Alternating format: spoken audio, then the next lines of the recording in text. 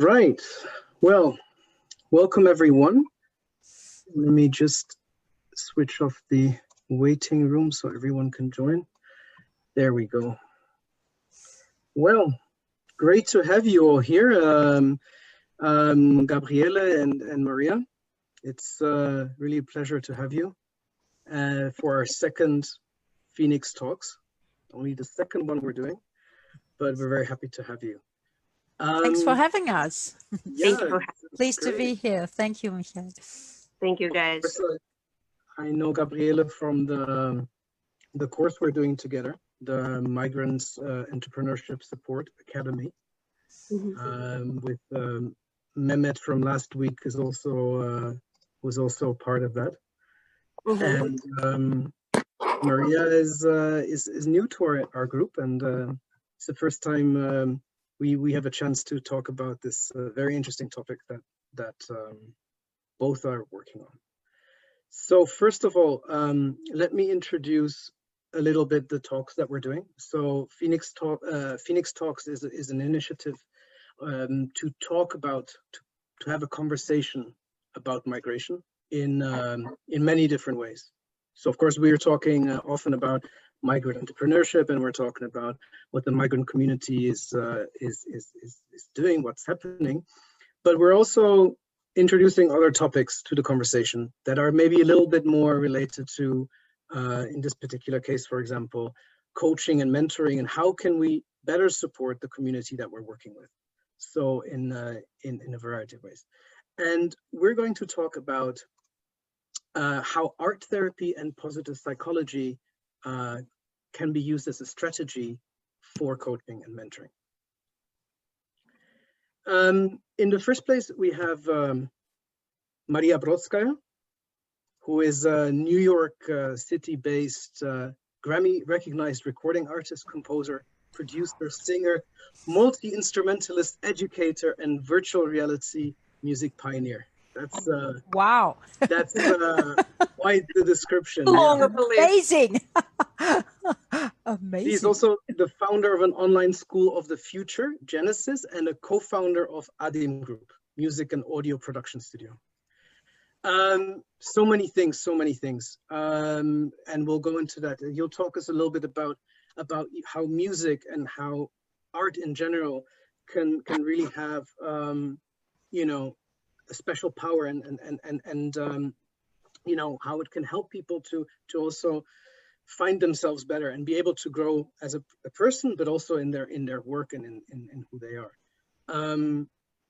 Gabriele, Dr. Gabriele 𝗍𝗶𝗅 is the director of the Vienna International Positive Psychology School.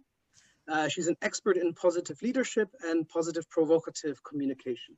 Yes. Gabriele holds a PhD in linguistics, but also, apart from all the fantastic academic things, she has been coaching and mentoring migrants in Austria for many years, and is part of a network of coaches and mentors who do similar work. So I'm looking forward to this conversation. Let me start with Gabriele for a second, because the concept of positive psychology is not something that is perhaps known to everyone.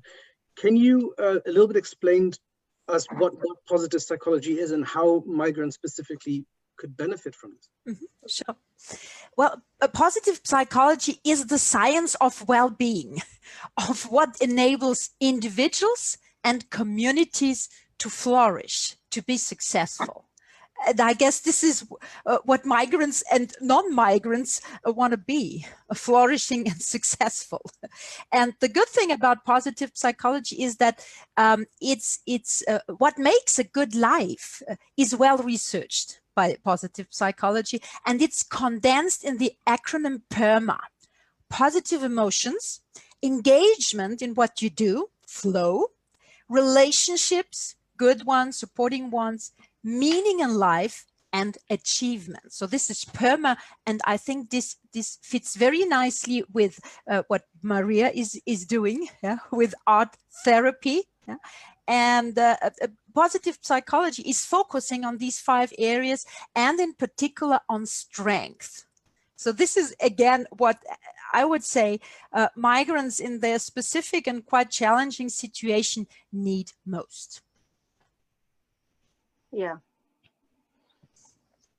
I mean, everyone, I guess everyone needs it. Exactly. Absolutely. You know, particularly in these times, isn't it? Well, I mean, Maria, from your point of view, you have, you know, you're talking about this the other day about the power of creative expression. I mean, that's very similar, I think, to what Gabriela was saying. Do you want to elaborate a little bit on that? Yeah, well, first of all, I would love to say that actually, you know, creative expression has always been one of the most powerful survival tools. And, you know, and I always say that my knowledge and understanding of that is not coming from any kind of like books and theories on art therapy. You know, it comes from my own life experience, you know, and my life is a very good example for that, you know, and it's like dealing with like struggle, pain, poverty, abuse, loneliness, and then immigration and language barrier. You know, when I came to the country late 2012, you know, with like no money, no work, no really papers, no friends, no place to live, like barely any English, you know. So like I've been to this place, like, so I know I've dealt with all of that, you know, and also the fact that like I grew up in like 80s and 90s in like on the ruins of Soviet Union, you know, like where there was like no food in stores, like no money was paid to people. And people were killed like on the streets in the middle of a day, you know, and some of them I knew personally, and like family issues, you know, and school issues. Even though I grew up in a school for gifted children, I lived there since I was 6 years old. You know, like one of the reasons why my mom actually sent me there, you know, because like the environment in my family was not too friendly, so to speak, though. Like I had amazing parents, you know, but my father has like some issues with alcoholism, you know, and my mom was struggling to protect and to feed two kids, you know. So I'm just saying that that I've dealt with all of these things like personally, and even then, like in school, you know, like being a kid from like poor Russian Jewish family, I met some anti-Semitism and was bullied and lonely, and God only knows like what would have happened to me if I didn't have my music and my creativity. You know, that was literally something that saved me, that didn't let me become a victim, something that didn't let me go crazy or kill myself or like sell my body or my soul. So now I feel it like I understand it as my mission to share this ability with people, you know, the ability of creative expression, and in order to help people to survive, to express themselves, you know, like to find their way in life, and to increase the PERMA level, because music has it all: the positive emotions, the engagement, the relationship, the meaning in life. Obviously for you, Maria, it gave you meaning in life and great achievements. Then, yeah, you accomplished wonderful goals also, and did great things, and now you share. So that's amazing how high this PERMA level is with music and art, maybe in general, as you said. Of course, yeah. So our goal is to inspire, to motivate positively, to express creatively, and also to equip people with some necessary tools in order to do so. What are these tools? Could you elaborate on that? Which tools? Well, you see, what I do, I myself as an artist, obviously, like I've been doing a lot of performances, and offline, and now it's online, and I've been working with different artists, and I've been like some time ago, I opened a record label that was specifically for Jewish artists, for Orthodox Jewish artists, because they needed a specific environment, you know, to create, to feel safe, and like a lot of amazing artists who I've been working and dealing with. And I've been also teaching, you know, a lot. I've been teaching violin and piano and vocal.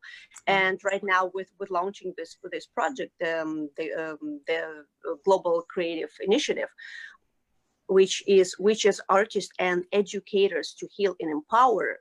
What we are trying to do, we are actually a multinationality collective of internationally awarded musicians, artists, educators, coming together through technology to bring the power of this positive motivation and creative expression with live music performance, with live entertainment, with art, and with education to those who are in need.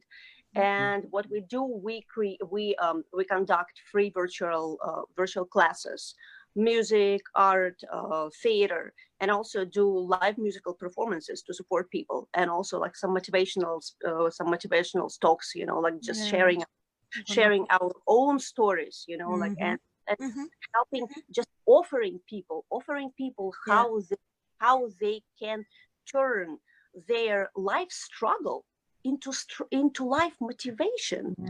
And I mean, we can sing and dance and paint our pain away, literally, not just abstractly, but pretty much literally.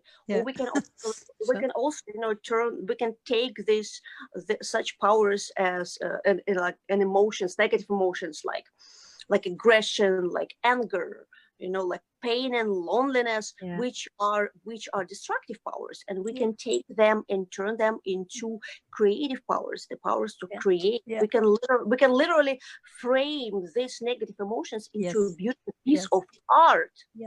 That's very interesting. You're saying, no, I was just going to say, because it's something very similar to what you were talking about, you know, to focus on positive emotions. And it's actually interesting because Maria is saying that, you know, it's this anger that you're letting out and all these things. And I think that a lot of people that we work with also, and we don't always acknowledge this, though. We're talking a lot of the times about, you know, okay, they want to start up a business, or they want to start a project, or they want to get a job. And we're thinking about how can we support them in doing that. And the way that we do that is by opening doors, or finding opportunities, or training, or these kind of things, or even financial support. But what we're often missing is that, you know, and then we get upset sometimes, or angry if somebody's not exactly doing what we're expecting them to do, or they're not, you know, they're not responding. Why aren't they motivated? We're helping, we're supporting. Why aren't they doing what we expect them to do? And I think this is something I learned from Gabriele in our course already, and I would really like her to elaborate on that. It's actually two things in one, perhaps. Why is it so important to focus on these positive emotions and not just on the technical things? And what have you learned from applying that in Austria with the people that you've worked with? Thank you so much for the question. You know, I like so much what Maria is saying about the power of the negative emotions. This is fascinating. In positive psychology, we do not ignore, you know, negative emotions. On the contrary, we try to leverage the positive power of negative emotions as well, because you said it so beautifully, you know. Anger gives you such an energy, you know, and such power, and many also fear. Without fear, we wouldn't be able to survive. And to translate these negative, very powerful emotions into energy, into creativity, into art, this is just amazing, you know. And we also try to teach people how to do that, you know, how to suppress anger and all these negative emotions, but to find where is the positive side on that, and where can I leverage the energy and the power of that. However, in a difficult situation, this is important, and it's also very important to get a ratio which is not 1-to-1, one negative emotion and one positive emotion. But as research shows, it's important to have 3 positive, minimum 3 to 5 positive impulses, positive emotions, positive thoughts, related to 1 negative. And this seems a bit weird, you know. There are positivity tests online and a very elaborated science about that. And it turned out that obviously we are so biased. We're so biased in this negativity. It's from our, you know, from our history. We wouldn't have survived, obviously, if life is wonderful, and then we ignore the danger. Exactly.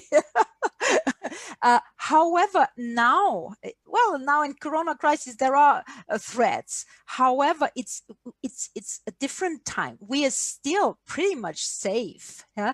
It's not that we are so prone to negativity. It's not useful, helpful any longer, because many people struggle with all kinds of fears, yeah, with threats that seem huge, yeah, compared to the own strength and the own resources we have.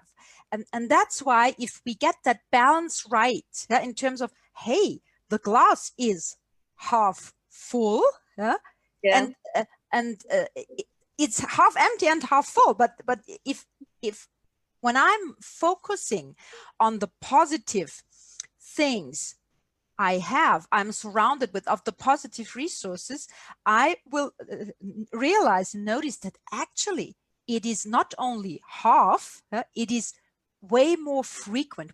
That is what research showed us, that positive emotions, yeah, and positivity is way more frequent than negative emotions. And this is amazing. We don't notice that because of this negativity bias.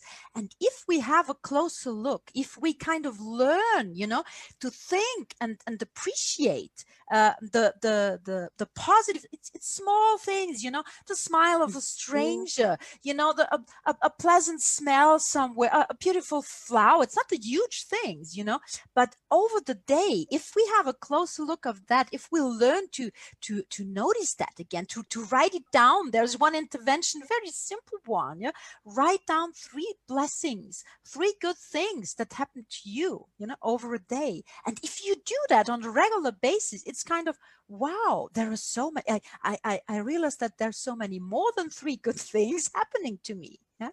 So I'm wondering, Gabriele, sorry to just. Yeah, go ahead. You have to interrupt because I could. I know. It's beautiful. But the thing is, I'm not being negative here at all. It's just that something, I think the concept of talking about your positive things it's very difficult for a lot of people. And I think that especially for, I mean, for example, if you ask me, tell me 3 things that you like, whatever, I'm like, whatever, I don't have time for this. You know, and I think, and one of the things that I think we discussed also in our course, and also, which is something that I think in practice we see a lot, people who have an idea and they want to realize it, they're always thinking about, how can I get, you know, get it set up legally, how can I get money for it, and how can I start? Yeah. And they don't take the time to do what you're doing.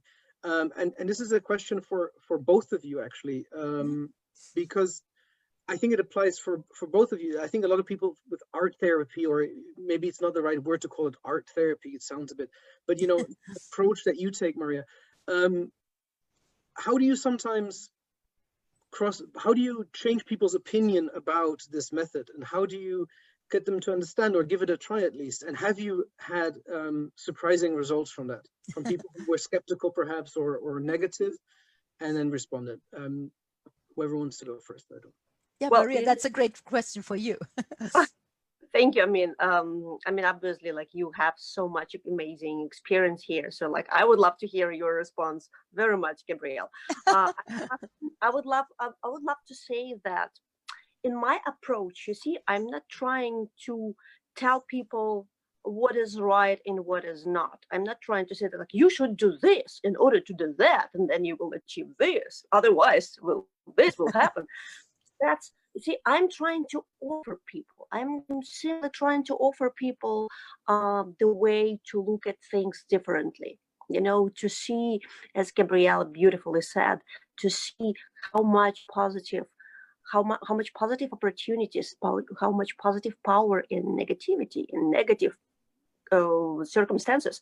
Like, for example, even right now, you know, like a lot of people are saying, like, oh, like, you know, like why we have entered such difficult times, and everything is so depressive, and everything is so bad. And I'm just simply trying to show people that this time has plenty of amazing, huge opportunities for everyone. You know, besides the fact that this is the time that we haven't been given such luxury, you know, as just like stop for a second and to get reconnected with ourselves, with our wishes, with our goals, with who we are, what we really want to do in life. And this is an amazing time to do so. And also, every time of every crisis has always been also a great time for new opportunities, you know, and not all people, not all people are able to see them. So you can just show them and suggest, just like give them some ideas, some inspiration. Guys, look, you think it's just such bad times for you? What are you talking about? Instead, look, there's opportunities for you to do this and that, and also look at this angle and that angle. And so just to offer people different ways to look at people, at things, different ways to react, different ways to turn the situation and their own circumstances into something else, rather than just like, oh, I'm depressed, you know, like I don't want to get up in the morning, I don't know what to do, you know, and life is bad. So that's what I do. That's what I feel my heart call for, you know. And have you had examples? Have you had cases where people were perhaps, you know, like, oh, this is not going to help me, or this is not going to be good for me, and then when they did something with you in one of your workshops or participated in what you were doing, and then they suddenly and they came back to you and said, wow, this was amazing, I never thought this could work, or, you know, have you had cases like that? Is that some, you know? Well, you know, interesting, like the most often cases is that people, of course, you know, people are kind of tired of hearing all this like motivational talks, you know, just like with big names, with not big names, like everyone is, you know, it's interesting. Simultaneously, and Gabrielle, like, correct me if I'm wrong, or just comment on that, you know, I mean, we constantly see, we have been seeing from all social media that you know, that actually, that to be negative is so wrong, you know, like you have to turn like this powers just towards your success, you know, you have to do this. So it's actually interesting, very often it's depressive, you know, when you I mean, I have to admit, like every time when I turn on my social media, like Instagram, and I see like other people doing good things, I don't always get inspired. You know, sometimes it is like, oh, somebody's doing better than me. Oh, somebody's so good, and maybe I'm not that good. Yeah, you know what I'm saying? Exactly. And this is a side effect. And so many of these news are just fake. It's not true, you know, and it raises the expectations so high, and you always feel like, oh, I'm, you know, compared to that guy or that girl, oh, I'm nothing, I'm a loser. And, you know, my message as a mentor always has been the following. You are a wonderful person. You have so many strengths, talents, and skills. You will make it. Focus on what is good in your life. Focus on the supporting, nourishing relationships you have, even if it's only one single person. Some people really said, but you know, Gabriele, you're so untypical. Other Austrians, they are so grumpy, and they kind of don't like me too much. I have the impression. Yeah. So even if it's only me, the mentor, there is at least one person who says, welcome. It's great that you are here. I believe in you. I can. And the same approach for me, Maria, as you said so beautifully. I'm offering, I'm suggesting, because I believe in you. This is this wonderful humanistic approach of positive psychology. I'm not telling you what to do because I know better.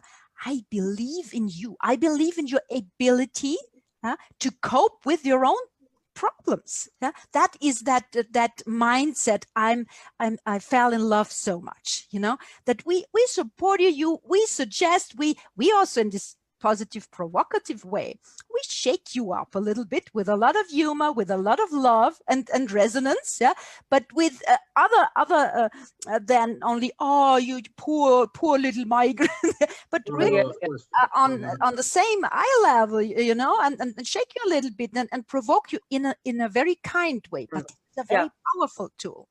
We have a question from one of the viewers. Lovely. And the question is how does visualization play into your work, both of you? And how do you bring your clients to a place where they are ready to envision what they want to do, how they want to feel? Wonderful. So how does visualization play into your work, and how do you bring your clients to a place where they are ready to envision how they want to feel? Wonderful. Do you want to start, Maria? Yeah. Interesting. So in terms of visualization, see, like I've been doing a lot of visualization with virtual and augmented reality, and I can relate a little bit to that topic as well through this question. At some point when I just started to do virtual reality, I got this idea. I just wanted to visualize an emotional and physical trajectory of a live performance, you know, because of course, you know, like we can hear when the sound when people perform, we can see them like dancing, or we can see them perform, but there are also a lot of things that become that stay invisible. And I've been working on this, you know, this technology, just to be able to visualize all the movements and create. So what I've been doing, I've been turning all my movements of live performance and singing and playing music instrument into sound responsive virtual reality visuals. Mm-hmm. So that's Yeah. So that's what to start with, that's what my relationship with visualization is in the first place. And interesting in terms of the question, to understand when a person is ready to do so, you know, like everyone has such different level of readiness. You know, some like at some people, in some cases, you will look at a person and people say like, yeah, let's do it, of course, like right now. Some people would say so and they would do. Some people would say so and they wouldn't. You know, some people would take it like with a grain of salt, and slowly but surely they will move somewhere. To say when a person is ready, I mean, I don't think it's up to us to actually judge, or this one is ready, that one is not ready. We should just keep giving people, offering people these tools, these examples, these positive motivations, and just let people decide on their own, you know, like how much they can take, how much they want to take right now, how much they want to implement in their life. And yeah, and you know, like with as I said, like with like singing or dancing or painting our pain away, with this is something, you know, constantly the creative process is very much about breeding something from the subconscious to conscious, right? Yeah. Something from something, making the invisible visible, making the inaudible audible. That's what the whole creative process is about, you know, because before you sit down to paint, because before you should sit down to sing or write a song or play a musical instrument, there's the void, you know, the void with a lot of information, like mostly negative information, unfortunately, coming from your own self, coming from your surroundings, coming from media. And but otherwise it's kind of like void, you know, like with all these vibrations, and you just take these different elements, and through those tools, you know, and that's why it is important to give people tools, you know. It's like, even if it's like simple tools like how to paint, simple tools like how to sing, how to play, how to create music, it's all tools, you know, just to implement the simple tools to capture something from the invisible field, from the inaudible field, and to turn it into visible when you paint, and turn it into audible when you create music. That's the best, I guess, I can explain it. I would love to hear Gabrielle's explanation. Pleasure. We work a lot. Before you start, we have a second, which is for you. Yes. So maybe you can combine the two questions. I'm not sure if that will work. Okay. Yes, so visualization. Yes, and specifically for you, that's why. There is a lot of research about how trauma manifests itself physically in the body. Okay. Have you had any experience in tying movements to your therapy? How would you use positive psychology in this type of physical work? So we have visual and physical. Is that wonderful. A question? Yes, I'll do. I'll try. We work a lot with visualization when it comes to specifically to migrants and refugees. Yes, of course, of trauma. course. When it comes to finding out the goals you have with your project, with your entrepreneurship, you know, with any kind of goal, of any kind of endeavor. Yeah, you hesitate a little bit, and everybody is hesitating, of course, in the beginning. Yeah, and then we use a technique developed by Maja Storch. She's a Swiss psychologist, and it's even free of charge. You can download these pictures and the whole methodology. It's online, free of charge, yeah, available online, and this is also helpful. Yeah? And it is about, you know, getting into a kind of open mood, yeah, and not too much thinking, and just answering one question. Yeah?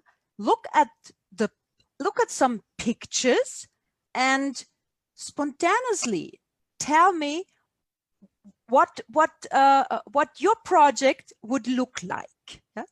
And then it's amazing when you are open enough, and there are techniques to guide people with a little meditation or with jokes. Yeah, that's one of my strengths. I tried with jokes. Would you mind? Let's try that out. Yeah, it's a little bit different now. And we talked so much about, you know, strategies and entrepreneurship and finance and so on. If you would figure out, you know, what picture would fit with your project, you know, and then something magical happens. It's kind of, you know, people are looking around, and then the picture is selecting them, you know, let's say a lion, yeah, or an eagle. It's not all animals, yeah, and it's so nice, yeah. But because this is saying something, there you're relating, yeah. You get into resonance with your unconsciousness, yeah. And then if it's a group, you can gather ideas of kind of a motto about this picture, yeah, all relevant and everything in relation to your endeavor, to your project, to your business. Yeah? And at the end of the day, you don't have only a model for your goal or your project. Yeah?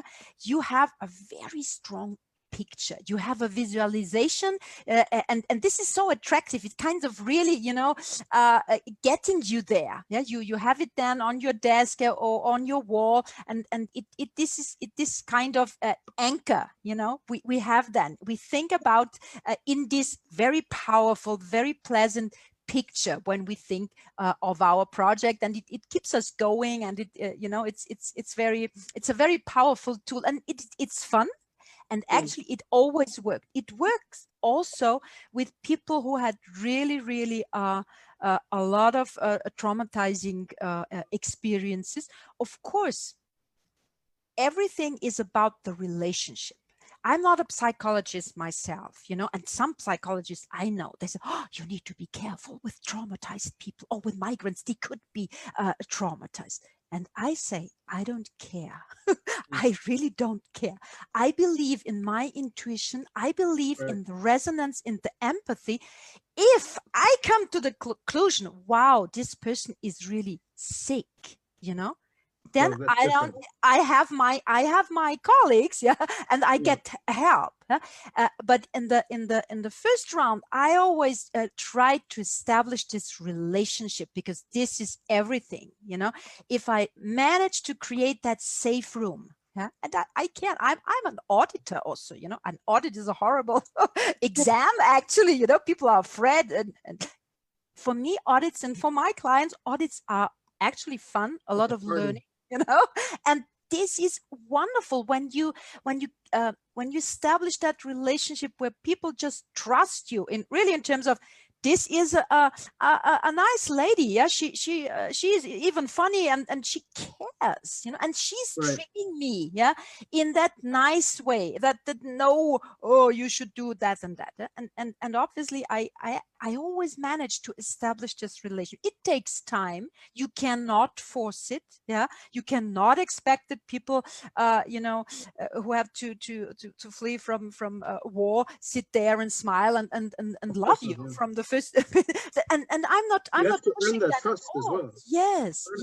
And since I am like a child, you know, so curious to learn, so really interested in this person, and asking a lot of questions, you know, it always happened then that this relationship was our cornerstone at the beginning of everything, the beginning of you know, really. And it's true, communication itself is embodied. I'm also very much into communication science, and this is wonderful. It's magical how every word words are magical. Yeah, you say business, you say refugee, you say asylum, and there is a whole world popping up and emotion embodied. You know, you feel pain, you feel stress, you feel you know, everything is in your body. This is wonderful. That's why I love activities and people like Maria so much, who are able to bring that, you know, on the surface, to dance it away, to sing it away, to give an expression to all these very, very embodied feelings. You have a great example of this. Just be, Michael, yeah, go ahead. Michael, I just, if I may, I would like to add something about like trauma manifesting itself, like emotional trauma manifesting itself in the body, right? I just want to say that this way is never only just like one way process, you know. Of course, like as much as something emotional like trauma, right, affects our body, the same way that working with your body on a physical level, with singing, with like creativity, with meditation, with exercise, it also affects your psychological state. Exactly. So it's always both ways connection. Yes. The same way that your body has been affected by emotional trauma, so something that happened to you through your head, through your feelings, through your emotions, the same way working with your emotions through any positive activity, through and we where art is like one of the most powerful tools, obviously, the same way like working from this end can affect your body as well, you know, like working with singing, you know, like it's an amazing like therapeutic tool, you know, for people, which does affect your body back. Everything, your blood pressure, your stress level, everything. It's amazing. I couldn't agree more with you. Yeah, it's wonderful. Guys, before we continue, we do have to look a little bit at the time, because we don't want to make this, we could talk for hours, obviously. Of course. And also just to say, well, I'll give you a minute to sort of give closing comments and say a little bit about what your next steps are also, and both of you. And I think Maria also really wanted to talk a little bit about what we want to do together, and that's a little bit also what I wanted to say now. Of course, all the conversations that we're having, they're not just about 30 minutes of talking. You know, we do this because we want to bring people in a conversation, you know, people who are watching, but also the both of you. We're a small organization, but we want to reach out. We want to get more people involved. And for example, we were talking with Maria about this, that we want to do this. We want to do it. We want to give it a try. You know, want to have a session where we, online for now, because that's all we can do, to bring in, you know, a few people that we work with and let them try out what Maria does. And the same with Gabriele, you know, we want to try and see how can we work together on a project, or not on a project, but just how can we do this? How can we incorporate these ideas of art therapy or music or dancing and things like that? And I just wanted to say one thing that I remembered of one of the sessions we did at the very beginning. A friend of mine, we mostly work in Cyprus at the moment, and there's a friend of ours, Mohammed, who's an art teacher, trainer. He's a medi-clown. He goes to hospitals to, you know, for children, but he's also a comedian, and he does a lot of work. And we invited him at one of our first workshops, and we did a session on this sort of movement therapy and art therapy. And all he asked was for a group of people who were from, they've never met before. They were from Iran, they were from Syria, from Cameroon, from Afghanistan, and Ghana, Gambia. And he asked them to walk around the room and do funny poses and to do like expressions. And some of them had never done this before and felt very uncomfortable. And he said, if you don't want to do it, you don't have to do it. Yeah. But slowly, even this one guy, I will never forget this. This is really true. I will really never forget this. He was so shy. He's very traditional Muslim upbringing, family. Didn't want to be on pictures, didn't want to be, you know, anything like that. He was standing on the side, and his wife was trying to pull him in, which was actually very interesting. But at the end of it, he's doing something, and suddenly he starts crying. Oh, yeah. And we were like, oh no, this is not good, you know. And I told him aside, I said, are you okay? He said, I've never done this before in my life. I am so happy. We were just like, wow, you know, the stress and the physical stress and the mental stress that fell off him was amazing. And so, yeah. So, you know, that was the experience. That's why I was so, you know, excited to get the both of you here. And so I would really like to use this opportunity as a starting step and see how step and see how we can do more in our programs with positive psychology and also with art therapy and bring these together into our programs. So I'd like to give the last word to both of you. And then thank you for everyone for watching, and we hope to see you next time. We are organizing these hopefully every week, and if you want to be part of it, if you want to be a guest, we'd love to have you. And so, yeah, so go ahead. Who wants to go first? I can. Go ahead, I'd love to give like the final word to Gabrielle. Wow.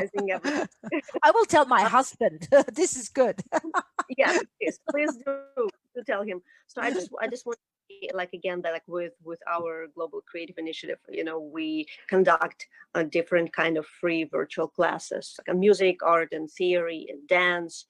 And with doing different kinds of like live musical performances, instrumental and vocal, and also like sharing our experiences doing motivational speeches. And we have started to work with hospitals and with care centers, with orphanages, and right now we are about to start working with Michael, which I am very excited about, to start bringing it to refugees, not only in refugee camps, but also just like refugees and migrants, like migrants with all around the world, people who need to be offered this different ways, different tools, you know, to feel better, to feel safer, to do better in their life. You know, that's what we are so excited about, and that's what I'm personally is very, very excited about and looking forward to.